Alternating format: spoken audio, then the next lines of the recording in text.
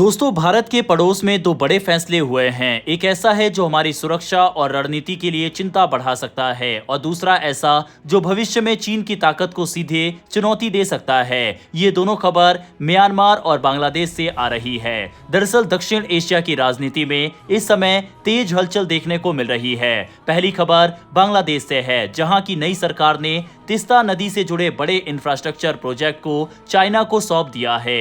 ये वही प्रोजेक्ट है जिसे पाने की कोशिश भारत लंबे समय से कर रहा था। ये फैसला सिर्फ एक निर्माण परियोजना का मामला नहीं है, बल्कि इसके पीछे बड़ी रणनीतिक और सुरक्षा से जुड़ी चिंताएं भी छिपी हुई है। सबसे पहले समझते हैं कि ये तिस्ता प्रोजेक्ट है क्या। दरअसल तिस्ता रिवर हिमालय से निकलकर सिक्किम और पश्चिम बंगाल से होते हुए बांग्लादेश में प्रवेश करती है और वहां जाकर ब्रह्मपुत्र में मिल जाती है। बांग्लादेश सरकार इस नदी पर बड़े स्तर पर ड्रेजिंग बांध बनाकर पानी प्रबंधन और सिंचाई को बेहतर करना चाहती है। इससे उत्तरी बांग्लादेश के लाखों लोगों को खेती और बाढ़ नियंत्रण में मदद मिल सकती है। इसीलिए ये प्रोजेक्ट आर्थिक रूप से बहुत महत्वपूर्ण माना जा रहा है। लेकिन भारत के लिए चिंता की असली वजह इसका स्थान है। ये इलाका भारत के बेहद संवेदनशील सिलीगुड़ी कॉरिडोर के पास है। यह वही संकरा भूभाग है जो भारत के मुख्य हिस्से को उत्तर पूर्वी राज्यों से जोड़ता है। इसकी चौड़ाई कई जगह सिर्फ 20 से 22 किलोमीटर तक है। अगर इस इलाके के आसपास किसी प्रतिबंधी देश की मौजूदगी बढ़ती है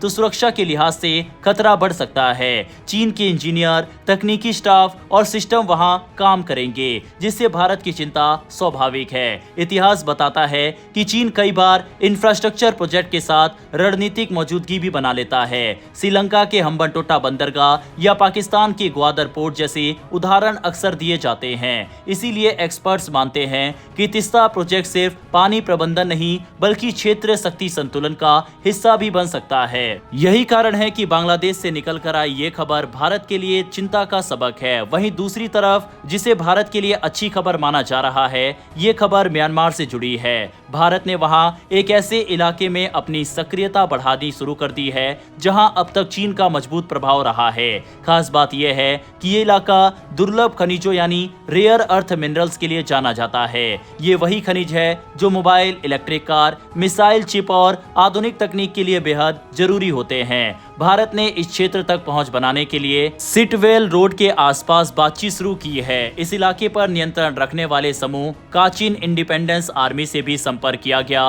बताया जा रहा है कि वहां से खनिजों के नमूने लिए जा रहे हैं और भविष्य में खनन की संभावनाओं पर काम हो सकता है। अगर ऐसा होता है तो भारत को रेयर अर्थ मिनरल्स के लिए चीन पर निर्भरता कम करने में मदद मिलेगी। जानकारों के अनुसार चीन अपनी जरूरत का बड़ा हिस्सा इन्हीं क्षेत्रों से हासिल करता रहा है। अगर भारत वहां सफल होता है तो ये चीन के लिए आर्थिक और रणनीतिक दोनों स्तर पर झटका हो सकता है। यानी एक तरफ बांग्लादेश में चीन को बढ़त मिली है तो दूसरी तरफ म्यांमार में भारत नई जगह बना रहा है। वहीं इस पूरे घटनाक्रम में एक और दिलचस्प बात यह है कि पहले म्यांमार की पूर्व प्रधानमंत्री ने इस प्रोजेक्ट पर फैसला टाल रखा था और दोनों देशों से बातचीत कर रही थी। उन्होंने चीन के राष्ट्रपति शी जिनपिंग और भारत के प्रधानमंत्री नरेंद्र मोदी दोनों से मुलाकात की थी, लेकिन नई सरकार ने आते ही इसे चीन को सौंप दिया, जिससे क्षेत्रीय समीकरण बदल गया है। भारत भी पूरी तरह से निष्क्रिय नहीं है। उत्तर पूर्व से संपर्क मजबूत करने के लिए वैकल्पिक रेल और सड़क मार्गों पर तेजी से